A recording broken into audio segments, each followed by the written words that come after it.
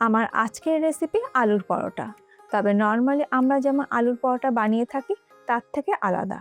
এটা হচ্ছে মিনি আলুর পরোটা, যেটা আপনারা লাঞ্চ বক্স বা টিফিন বক্সে অবশ্যই দিতে পারেন। আর সন্ধ্যের সময় চায়ের সাথেও খেতেও কিন্তু ভীষণ ভালো লাগবে।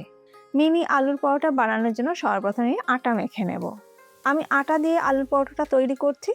আপনারা আটা ময়দা মিশিয়ে নিয়েও কিন্তু করতে পারেন, আবার শুধু ময়দাতেও করতে পারেন। এখানে আমি 1 কাপ আটা নিয়ে নিলাম আর তার মধ্যে দিয়ে দিলাম সামান্য পরিমাণে একটু নুন। আটার সাথে নুনটাকে ভালো করে মিশিয়ে নিয়ে অল্প অল্প করে জল দিয়ে আমি ডো তৈরি করে নেব। এখানে আমি যেরকমভাবে রুটির জন্য আমরা আটা মাখি ঠিক সেইভাবেই কিন্তু আটাটাকে মেখে নিচ্ছি। আটা আমার মেখে নেওয়া হয়ে গেছে, তবে আটাটা কিন্তু খুব বেশি শক্ত করেও মাখিনি, আবার নরম করেও কিন্তু মাখিনি।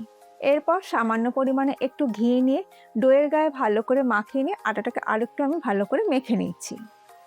আটাটা মেখে নেবার পর ঢাকা দিয়ে কিছুক্ষণ রেখে দেবো আটাটাকে সেট হওয়ার জন্য।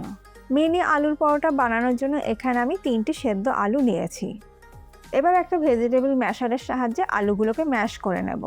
আলুগুলো ম্যাশ করে নেবার পর এবার এই সেদ্ধ আলুর মধ্যে আমি দিয়ে দিচ্ছি একটি ছোট সাইজের কুচনো পেঁয়াজ, আর দিয়ে দিচ্ছি কাঁচা লঙ্কা কুচি, দিয়ে দিলাম ফ্রেশ ধনেপাতা কুচি। এখানে আমি 2 টেবিল স্পুন ধনেপাতা কুচি দিয়ে দিলাম, আর দিয়ে দিচ্ছি কাশ্মীরি লাল লঙ্কা গুঁড়ো 1 টেবিল স্পুন, নুন দিয়ে দিলাম স্বাদ মতন, 1/2 টিস্পুন দিয়ে দিলাম গরম মশলা গুঁড়ো, জিরে গুঁড়ো দিয়ে দিলাম 1/2 টিস্পুন, আর দিয়ে দিলাম ধনে গুঁড়ো 1 টিস্পুন, হলুদ গুঁড়ো আমি দিয়ে দিলাম খুব সামান্য একটু, 1/2 টিস্পুন দিয়ে দিলাম চাট মশলা।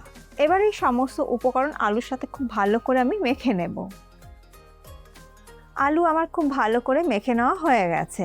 অপরদিকে মেখে রাখা আটাও কিন্তু সেট হয়ে গেছে। আটাটাকে আরও একবার ভালো করে মেখে নিয়ে আমি লেচি কেটে নেব। রুটির লেচির থেকে একটু বড় সাইজের আমি লেচি কেটে নিচ্ছি। একটা লেচি নিয়ে গুঁড়ো আটা ছড়িয়ে দিয়ে রুটি বেলে নেব। নর্মালি আমরা যেরকম রুটি বেলি ঠিক সেই রকমভাবেই কিন্তু রুটিটাকে বেলে নেব। দেখুন রুটিটা আমার বেলে নেওয়া হয়ে গেছে। এরপর আলুর পুর নিয়ে রুটির ওপরে স্প্রেড করে দেব। আর এই আলুর পুরটা কিন্তু রুটির ওপরে বেশ পাতলা করে কিন্তু স্প্রেড করে দেব।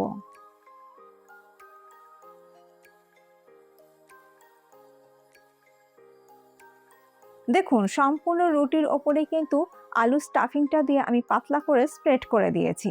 এরপর একটা পিৎজা কাটারের সাহায্যে আমি কাট লাগিয়ে নেব। ঠিক আমি যেইভাবে কাট লাগিয়ে নিচ্ছি। তারপরে রুটির একটা সাইড ধরে হাত দিয়ে চেপে রোল করে নেব। রুটির প্রত্যেকটা পার্টকে কিন্তু ধরে এইভাবে রোল করে দিতে হবে। দেখুন রোল করে নেওয়া রুটিগুলো হাত দিয়ে এইভাবে একটু চেপে দেব। ঠিক এই একই রকমভাবে প্রত্যেকটা মিনি পরোটা আমি তৈরি করে নেব।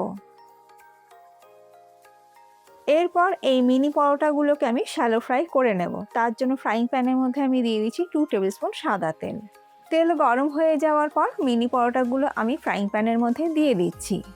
গ্যাসের ফ্লেমটাকে মিডিয়ামে রেখে উল্টে পাল্টে মিনি পরোটাগুলো আমি ভেজে নেব। বেশ একটু লাল লাল করে ক্রিস্পি করে মিনি আলুর পরোটা আমি ভেজে নেব। উল্টে পাল্টে বেশ একটু লাল লাল করে মিনি আলুর পরোটাগুলো আমার ভেজে নেওয়া হয়ে গেছে। এবার এইগুলোকে আমি তুলে নিচ্ছি।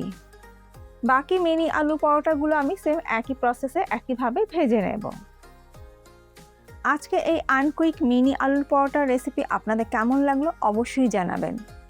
রেসিপি ভালো লাগলে বাড়িতে তৈরি করুন আর ফিডব্যাকটা অতি অবশ্যই দিতে ভুলবেন না। আর এই রকমভাবে আলুর পরোটা বানিয়ে যদি বাচ্চাদের স্কুলের টিফিনে দেন তারা কিন্তু বেশ খুশি মনেই খেয়ে নেবে। আজ তাহলে এই পর্যন্ত, আবার দেখা হবে নতুন কোনো ভিডিওর সাথে। ভালো থাকবেন, সুস্থ থাকবেন, ধন্যবাদ।